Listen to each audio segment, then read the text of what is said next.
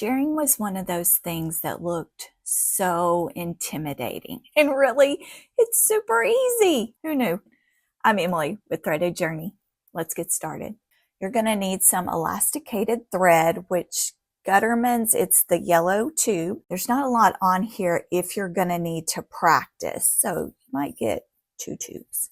Strongly suggest practicing. And I'm going to be putting my thread through the top hole of my bobbin, just like I would do with my regular thread. You're going to wind it by hand, and each machine will be different as to how tight or loose you need to wind it.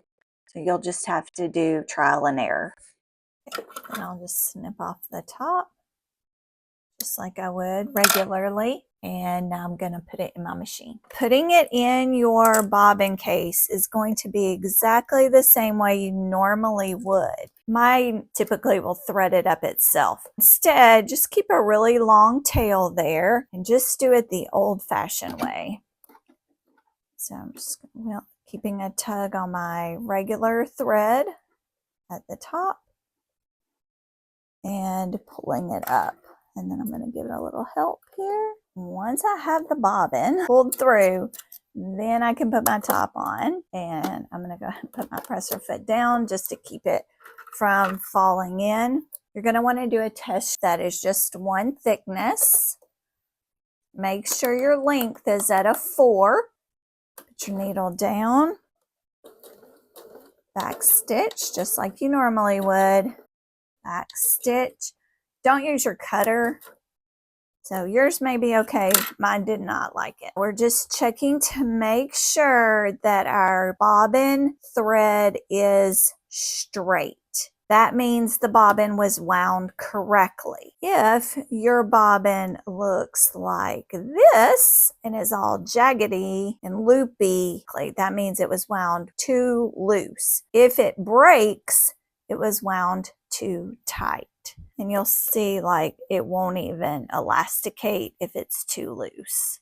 The pattern instructions that I was using for my first shirring had you make your sleeve, hem it, and then you were going to sew in the round. You were just going to use the presser foot as your guide. Stitched around, back stitch, lifted your presser foot, moved it to the next line, no snipping. And although it worked, just kind of was a mess. My shirring was kind of twisted, and I knew that was going to make it so that the arm was twisted. I'm sure with practice, this method works. I went ahead and searched for a more beginner-friendly method, and here's how to do that. Hem your sleeve and put any gathering stitches that are needed. Then you're going to mark your seam allowance on the side of each sleeve down where you want your shirring. And then I'm going to mark where my first row should go from the hem stitching. Where you start, the spacing between rows and how many rows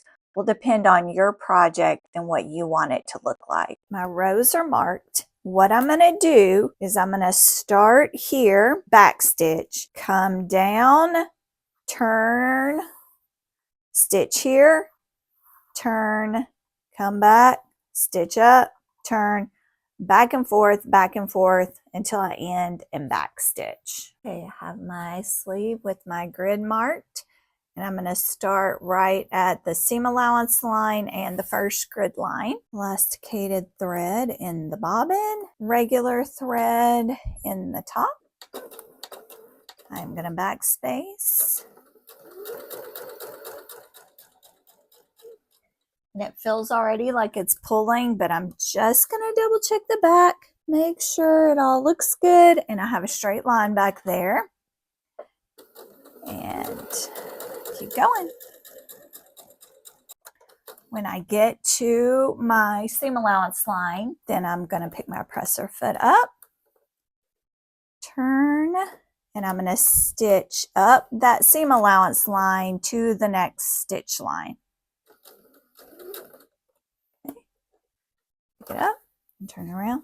I'm just going to kind of hold this up here. Okay, now because it's already elasticated, I'm going to need to be very careful to keep my fabric straight. So I'm just going to pull it a little to keep it flat and try not to get it all wonky. When you get to that seam allowance, then you're going to pick your presser foot up, turn it,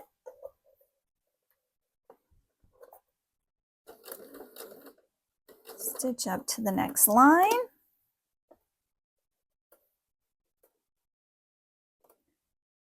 back down, make sure you keep it flat.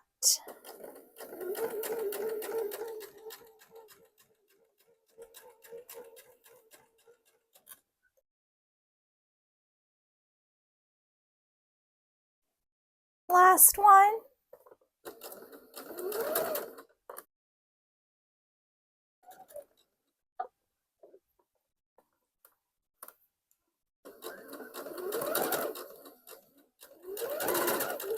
Okay, when I get to the end this time, that's my 6th row.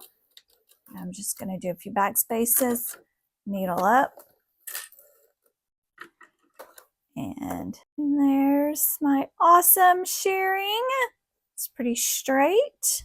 This is just what it looks like on the side. You need to steam your stitches. This one has been steamed. This one has not.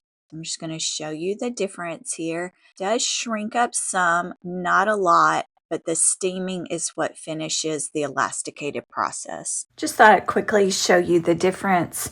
Once it's elasticated, that's how much it's going to shrink up. So it is pretty much about half.